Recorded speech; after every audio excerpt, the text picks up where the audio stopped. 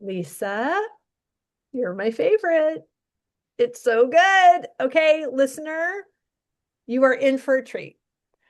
I have known Lisa for 22 seconds. And in addition to her beautiful email to me a few days before we are recording this interview, where she told me she was going to be meditating on the question of how she is saying yes to herself in the season, which, right? She's our people. So hooray, hooray in advance for you, listener, for the treat that's on its way. And hooray for us, Lisa. Thank you so much for being here. Well, Wendy, I'm so thrilled to be here and to share in this juicy space.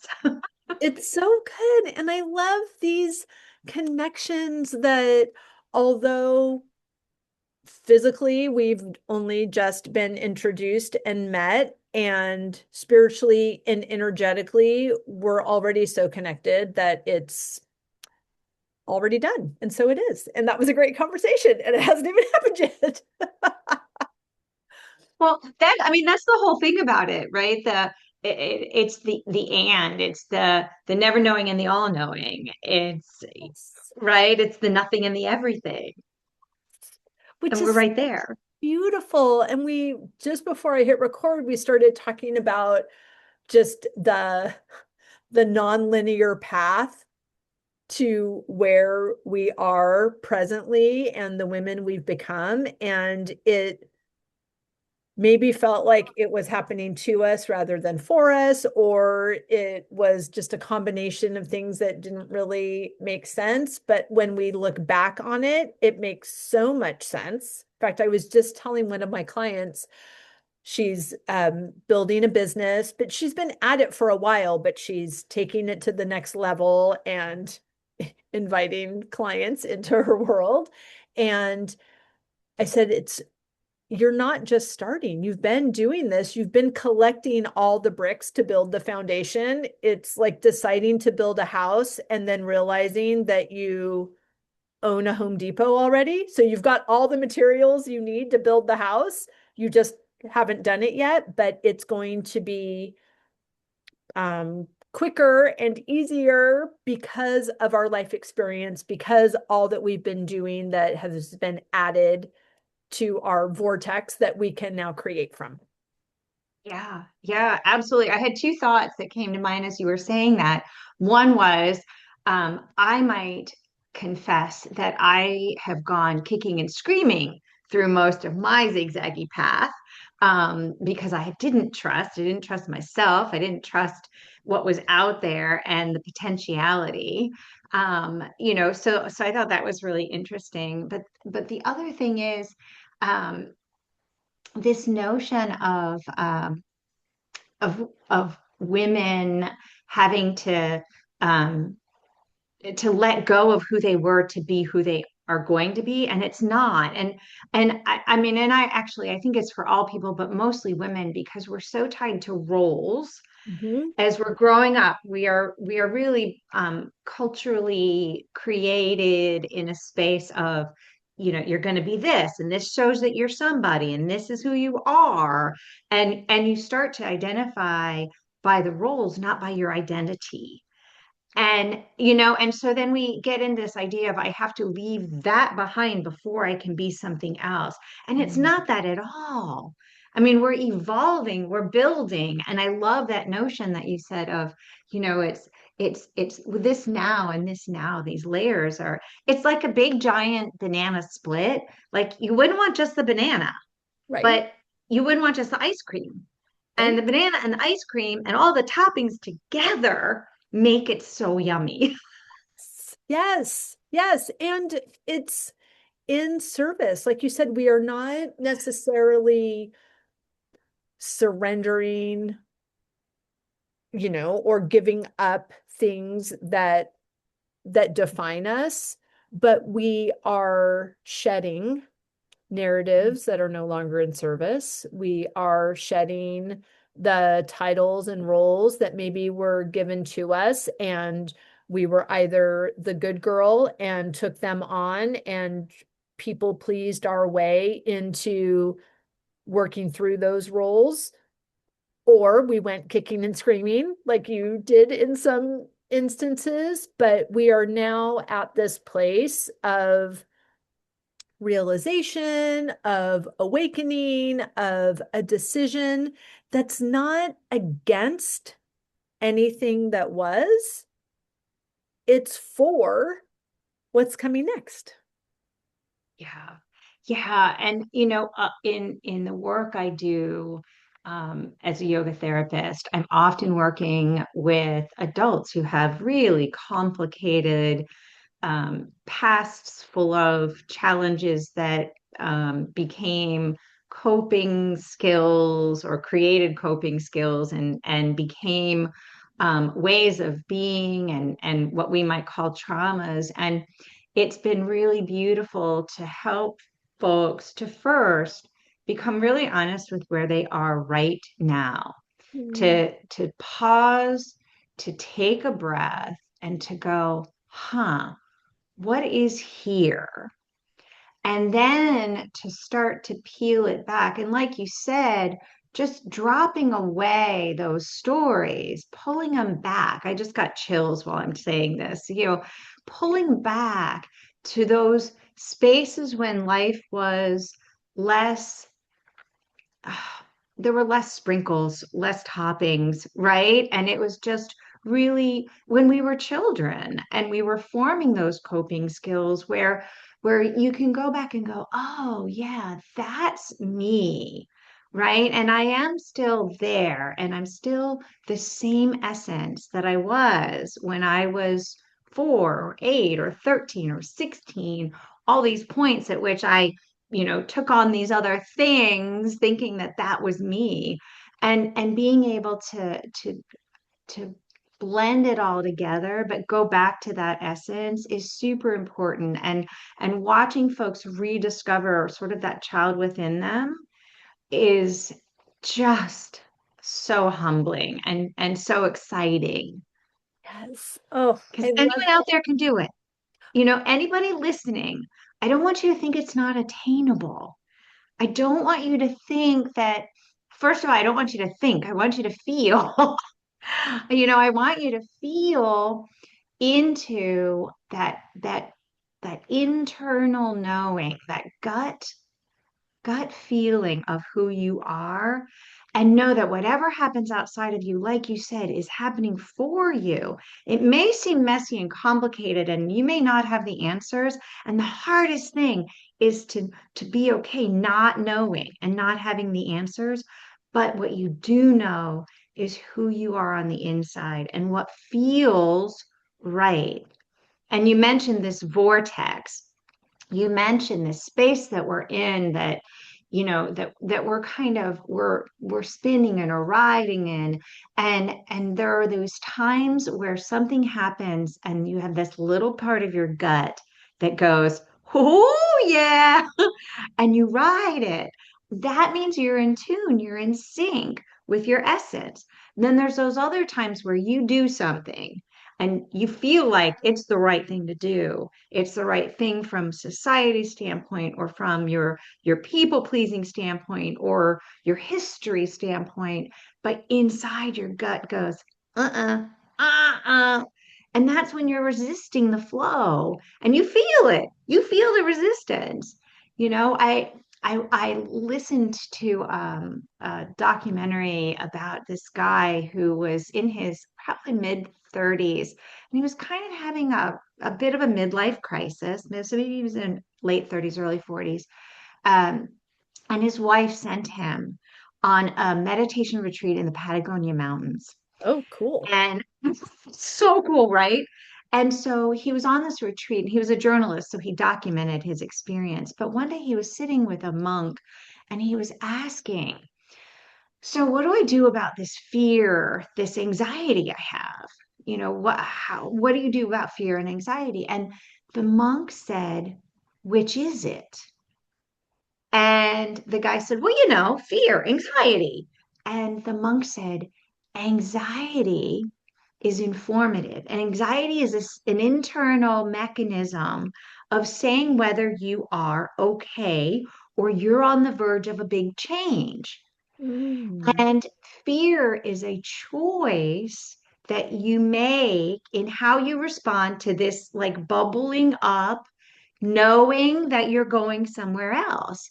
And you could just as easily pick excitement or joy or anger. You could pick any way to respond to this anxiety, but anxiety is actually a really cool thing because it's the first step in going, my internal guidance is telling me I'm out of alignment with the vortex and that something is happening to bring me into a more beautiful alignment.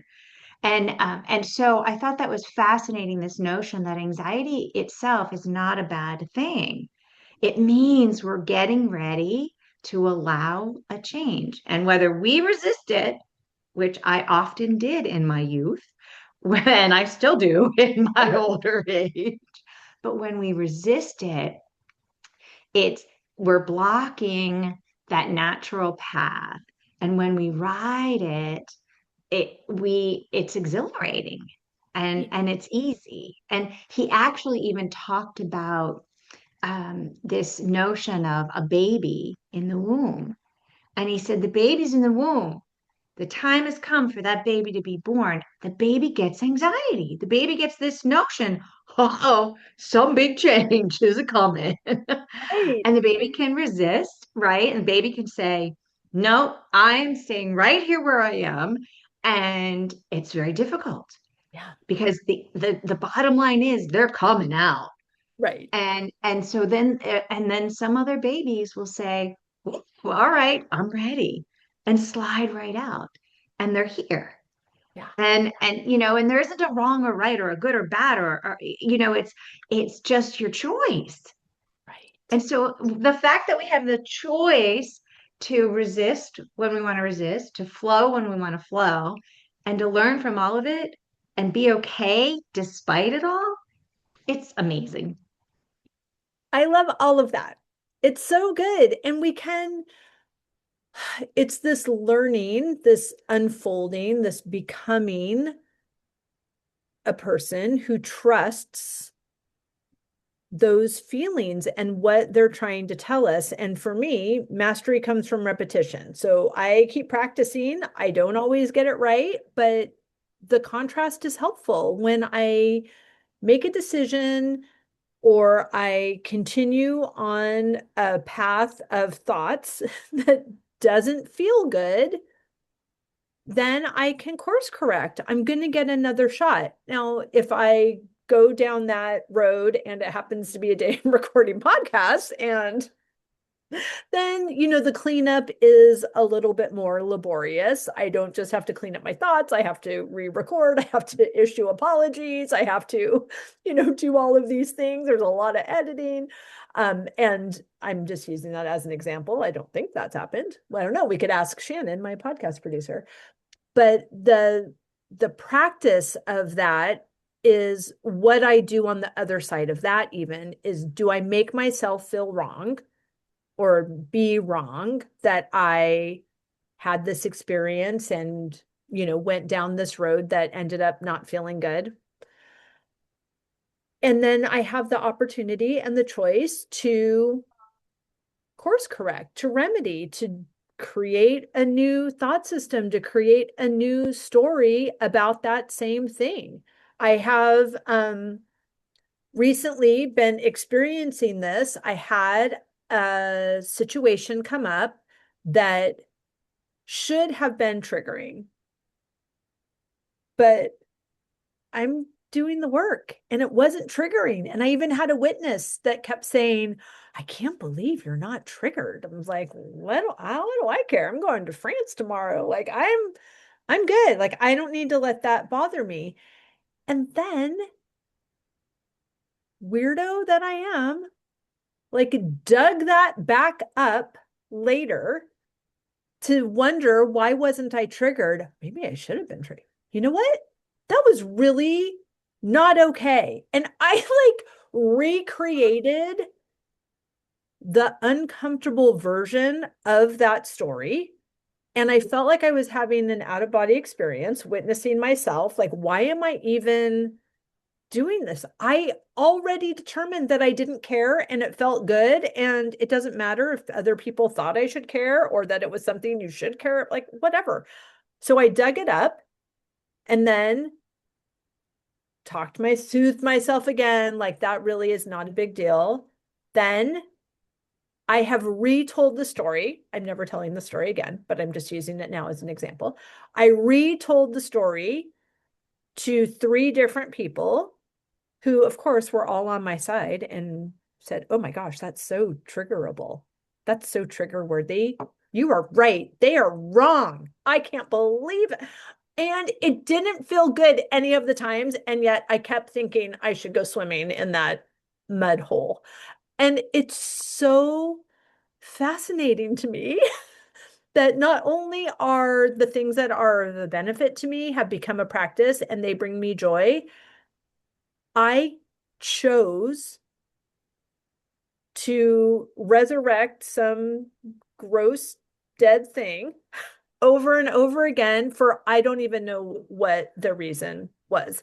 So, all to say, we are still in this practice and we do get to choose, and I get to choose to stop doing that, especially about the same subject. So, I commit to never tell that story again.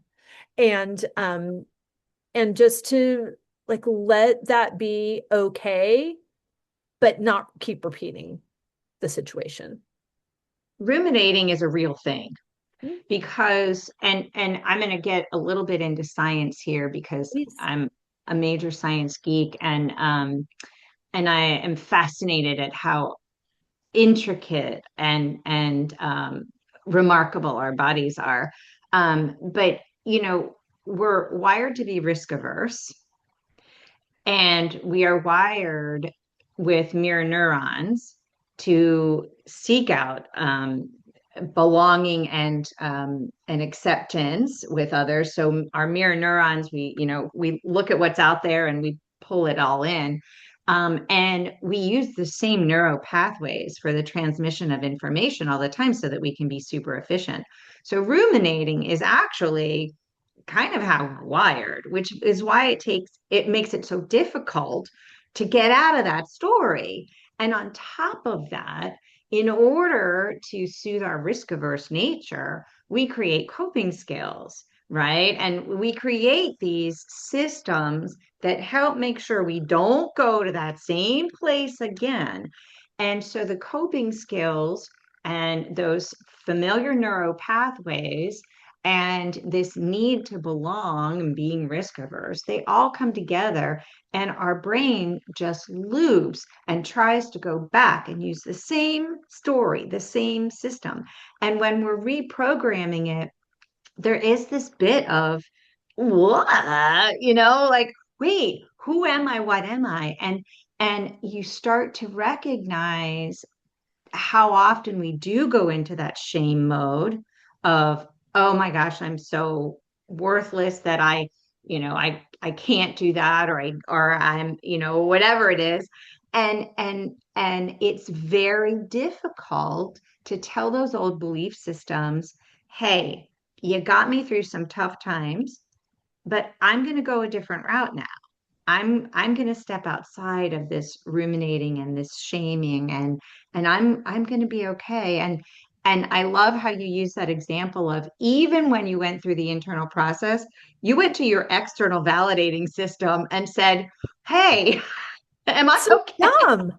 So dumb. I know better. And it felt, and I think I was also, even because it just happened last night for the final time, I even like kept saying the super triggering thing over, like I was craving my own cortisol hit. It was like, this is not how I operate. What is actually happening?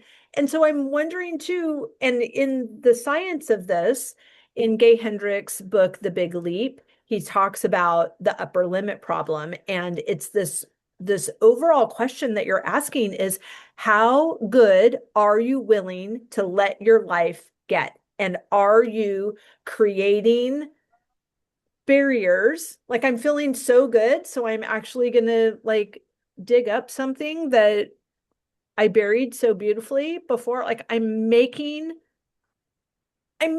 shit up. Like it's like I don't even care about it.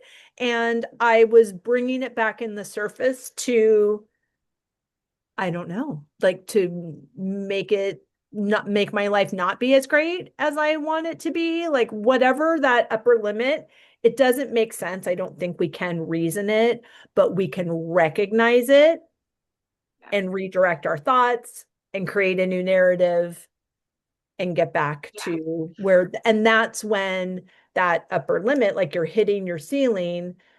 But Yeah. then when you do that work, recognize, redirect, recreate a new narrative.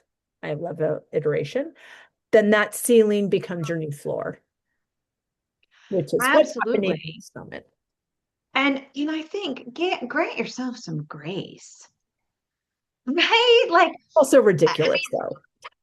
it's yes, because when you were a child, your safety depended on you adapting to your external world, telling you who you are and what to do. And my guess is that most folks listening now, and maybe you, and I know for me, when I was little, those times where I felt into my bigness, into my joy, into my essence, somebody would say, "Hey there, That's right. contain it." Settle down, little lady. That's right. Yep. Yes, that's not the proper way to be. So I learned very early on to be a people pleaser, Mhm. to look for external validation over my internal knowing, my intuition, Yep. and to adapt in a way that made me go back and question myself over and over. A friend of mine wrote a book, The Yoga Way to Radiance, and she tells this story of this mom and little girl, and they're driving in a car, and they just came from a birthday party. The little girl's about 4 years old, and they're having a really nice day, and all of a sudden, someone drives them off the road. And they're now in a ditch. The car is okay, they're okay, but they're really shaken. And the little girl is crying in the back seat, and mom is really, just overwhelmed. And the little girl says, "Mommy, mommy, what happened?" And the mom says, "Nothing, honey, we're okay." Mm. Which we've all done. We've all Mm. done it to our family, our friends. You're okay. But Mm. guess what happens? When Mhm. I tell you you're okay and the inside is saying you're not okay, Mhm. all of a sudden it causes you to question the inside voice and to squish it down. And I know myself personally, I have done that my entire life. I will feel a way, and someone will tell me, "Oh, that's not how you're supposed to feel," or "That's Mhm. not how you do it." And I go, "Okay," because I'm so conditioned to think that they know more than me, they're smarter than me, they're more powerful than me, that somehow my safety is tied to me doing it the way they do it. And I'm learning as I've grown older and gotten farther away from that, that I need to come back to that little me and say, "I get it. Back then you needed to do that to be safe. But today, right now, I'm going to be my big, wild, unique, authentic self." Received. Thank you so much. Thank you. Thank you. That is beautiful. Okay. This is what I was supposed to start our conversation with, but I couldn't help. I had to dive right in. How are you saying yes to yourself in this season? I think that's it. I think, I did bring this into my meditations over the last couple of days, and it was so joyful. It was so really great because, like you said, you witness these contradictory, contrary notions and messages that come in, and you go, "Is that true? Oh, no." And then you go on and you figure something else. And I think it's that realigning with my essence, Mm. realigning with the fact that if I slow down, that's the other thing I think. I'm at this place in my life where I'm allowed to go a little slower, right? It's Mm, and so I'm taking advantage of that. So I'm saying yes to the slowing down instead of saying, "Oh, I'm at this point in my life where I'm not as meaningful to people. I'm not doing as much. I'm not as, noticeable." Well, guess what? When I slow down, I'm even more noticeable because when I slow down, I become present. When I become present, I can feel into the ways that align more with my values, mm, with this openness and allowing of things to unfold without me having to have control and answers, mm. um, and to feel That's back the into my work. essence. Yes, it is. It Oh, is. It is work. It is really careful work. And I don't think we can do that work going 100 miles an hour. right, right. And to know that it's safe to slow down. It's, Yeah. I mean, that is something that I've been like my higher self is whispering to my current self over and over again, even to the point, I mean, it might have been over a year ago. I wasn't feeling well. I'm not available for illness. It's Yeah. just off brand. And I'm not like, I have too many fun things to do, can't be sick. Love that. And but this was a time that I was under the weather, and it was not, that's not common for me. So I was resisting even the effects and the calling. And a dear friend of mine said, I think your body is telling you that it needs time and space and rest. And so I was responding to her in a voice note, and I said to her, I just want to thank you so much. That was really beautiful reflection and insight. And just to remind myself that it is safe to be at rest. And when those words, like I feel it right now, when those words fell out of my mouth, like I sobbed. Like I was like, oh, I is it like clearly my body wants my brain to know that it is safe to be at rest. And I'm still picking up that bag, even though it doesn't have my name on it. Like, and I'm still shaking it. Like, are you sure? Are you sure it's safe to be at rest? And even last year, my phrase for 2025 was let it be easy. And that Mm. is supposed to be a permission slip for ease. It might have been the most challenging year of reminding myself that it gets to be easy, of reminding myself that it is safe to be at rest, and still they are words. They are words that I know are important. They are words that I know are for me and are a gift and are an invitation and are the threshold of my next expansion. And yet, I need more reminders that that is Yeah. actually true.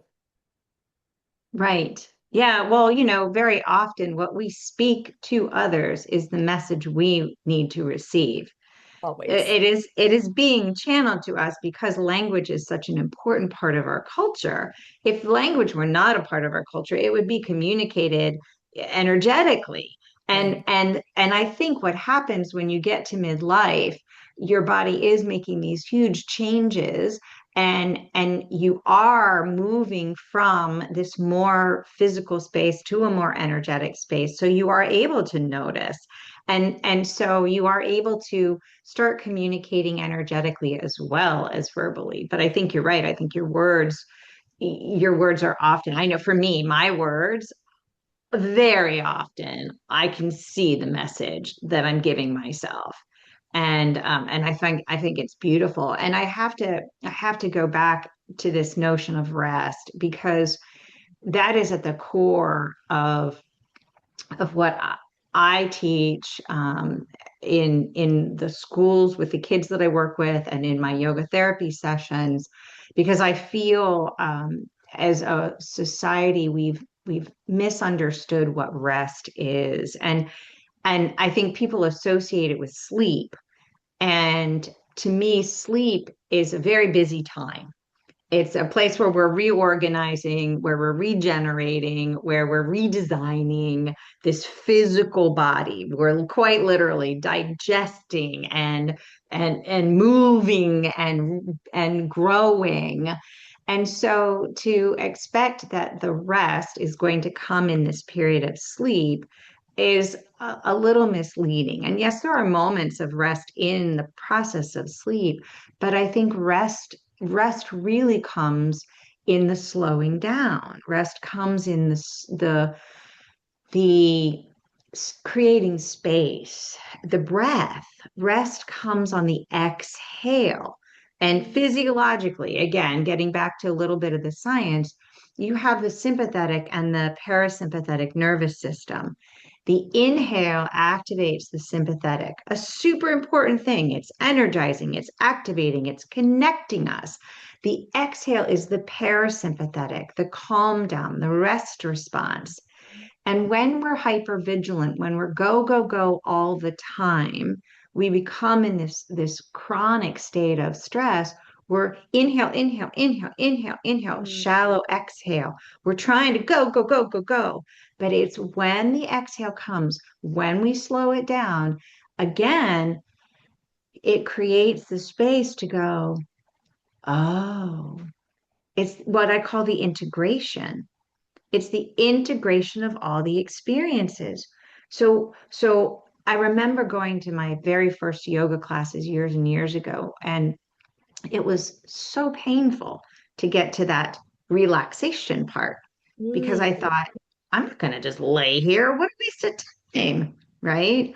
Well, then the more I did it, the more I appreciated that there was this opportunity to integrate the experience into my body. Mm. The movements, the muscle memories were created in the space of stillness. The mental memories, the release and the rebuilding of who I was from a cognitive and emotional standpoint happened in the stillness. It happened in the rest. And rest was my entry to meditation. Oh, that's And beautiful. I know so many people who try to force meditation. They run, run, run all day long, and then they go sit down, and then they expect the mind and body to comply. Well, I promise you, if you do some intentional movement, some intentional conscious breathing, take a couple minutes and be still and rest. I promise when you sit back up, you will be in a space where you can receive the practice of meditation, where you can speak to yourself, you can speak to the energetic space around you, and you can receive and give messages in ways that you've never known are possible, but have always been available. That's so beautiful. And what a gorgeous invitation. It is countercultural. It is yeah, it's counter conditioning. It's also in my talking myself through the year of letting it be easy and of it being safe to rest, it still felt like, okay, I get that conceptually, but did I mention I'm a single mom running multiple businesses and a flower farm in New England, and I'm the only one doing this? Like, how is rest even an option? And so I think that what this exhaling is an invitation to practice that it's safe, multiple times a day. And this invitation to have intentional, gentle movement, to slow down Yeah. everything in our nervous system, to even have the longer exhale, to breathe through our nose, which tells us that we're safe, Yeah. and to really implement these practices. I think sometimes in the hearing of it, I could, in this example, compare my giant list of to-dos to this invitation to rest and say, there's no way that this little line item is going to somehow make these multiple line items go away.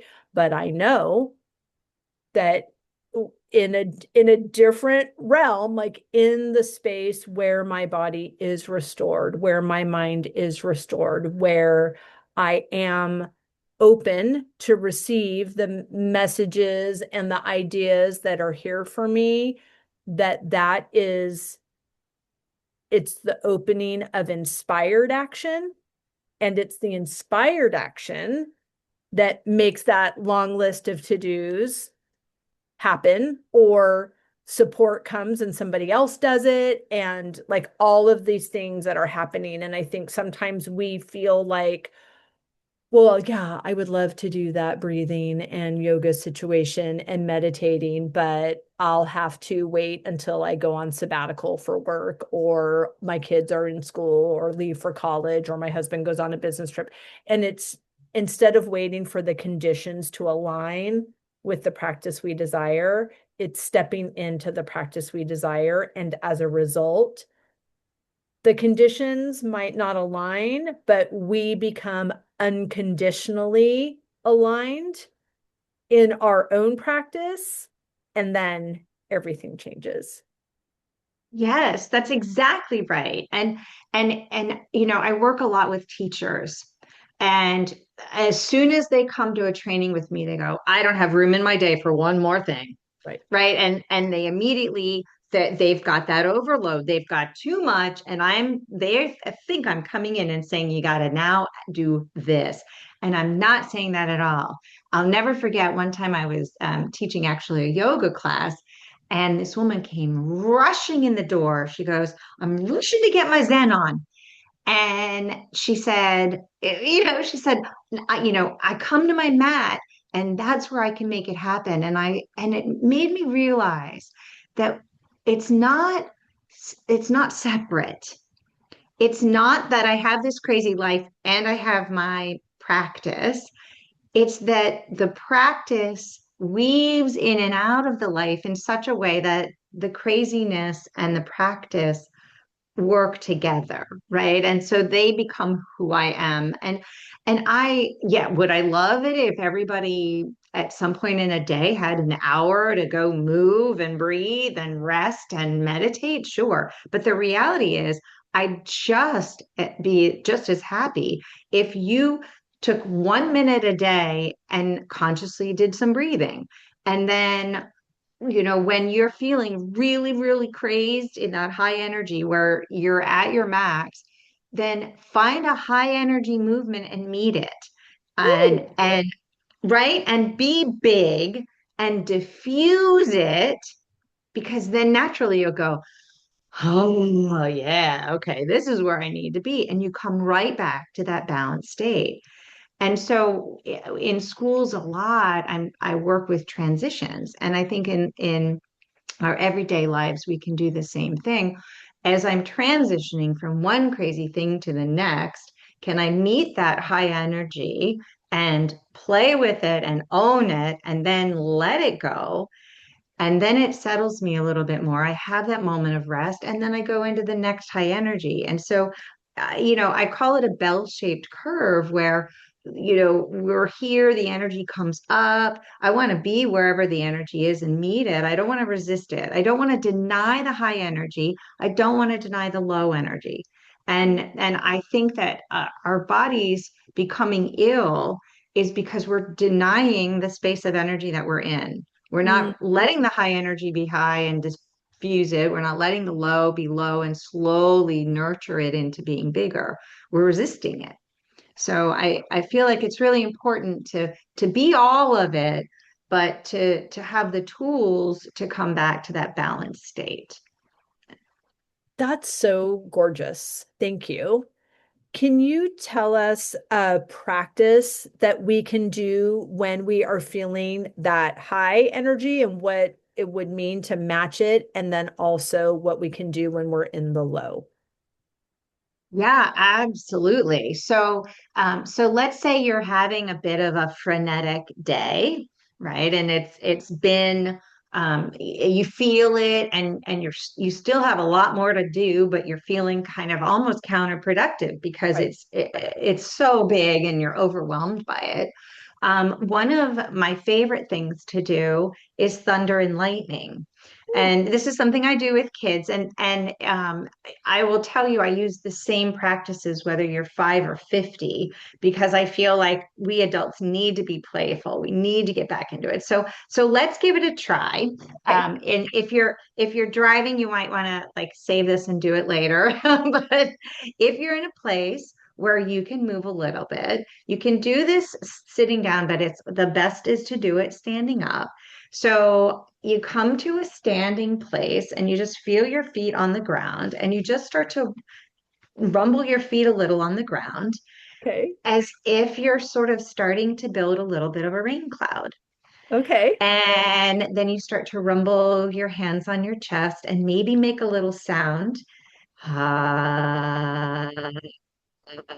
And you start to maybe let your fingers tap around your body, making some raindrops, and then reach your arms up overhead. Take a big breath in and fold forward on the exhale, smash your hands down on the ground, and then come back up and do it again. Big breath in, breathe out, and go down and hit the ground.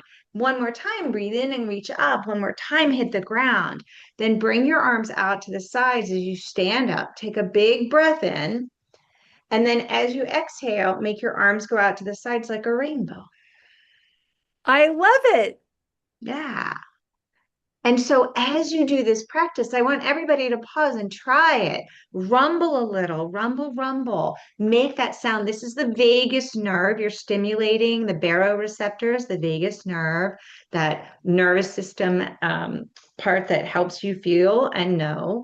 And then this reaching up, the stretching allows you to feel the whole body, move energy and oxygen into the cells of the body.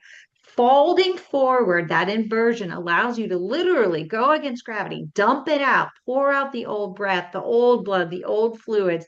As you make contact with the floor, you close the circuit, you connect to the earth, you're grounded, you're firm. As you reach up, you expand into your big energy. As you fold forward, you go down and hunker into your security.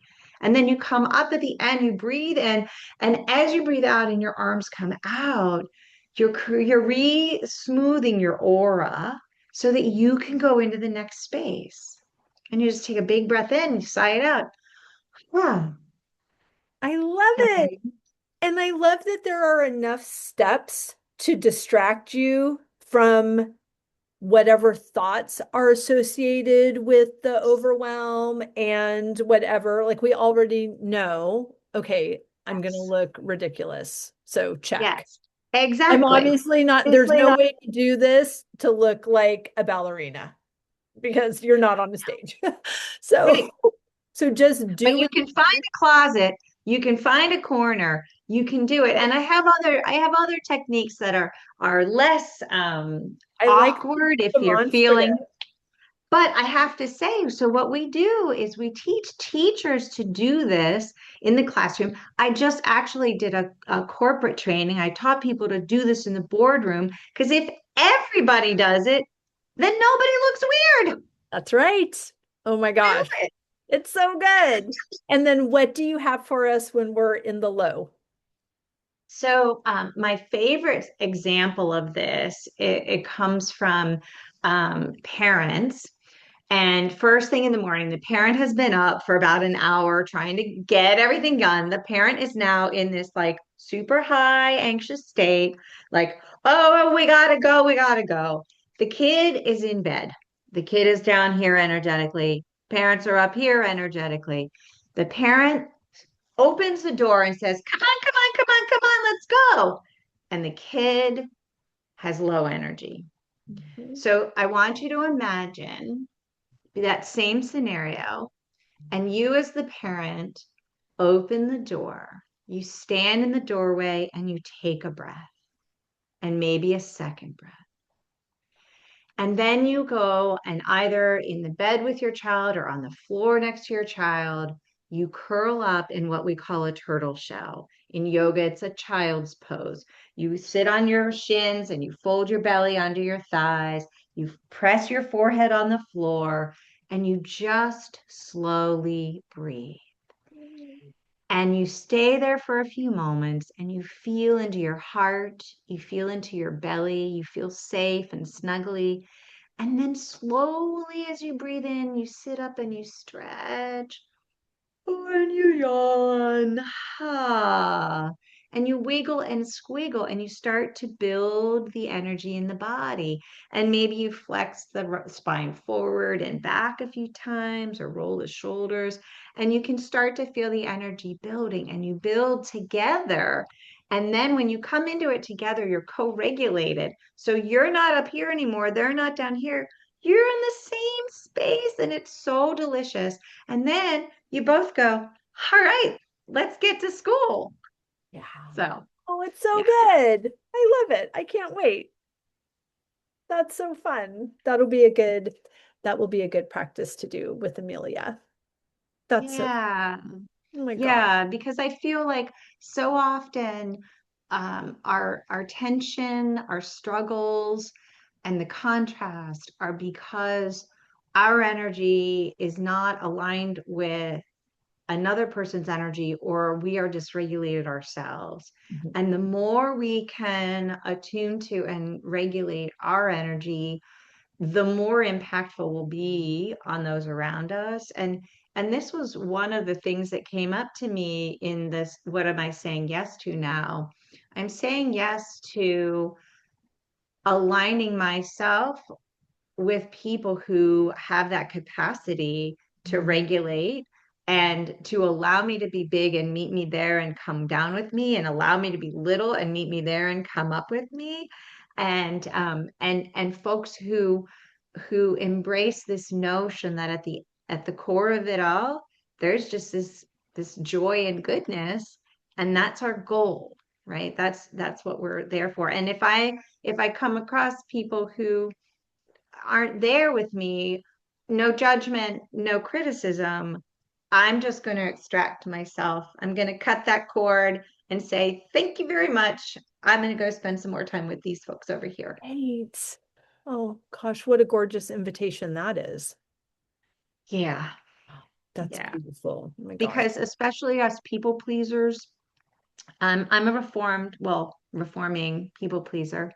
Um, and I know that I spent so much of my time thinking that I had to have the approval and validation of everyone. Yeah. And what I'm realizing now is I don't. I need to have the approval and validation of myself. And then I can choose who I reach out to and share myself with. And if I don't align with them, that's okay. Right.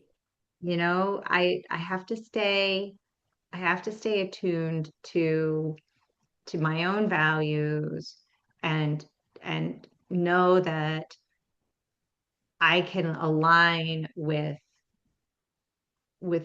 energy that feels right, and I don't have to fix or change the energy that doesn't feel aligned. Yes. And how many more hours in your day will you have when you integrate that? Yeah, can you imagine not So trying to good. fix everything? Holy Yes. cow. And Yeah, what will you'd have you plenty of do time with for all yoga. your time?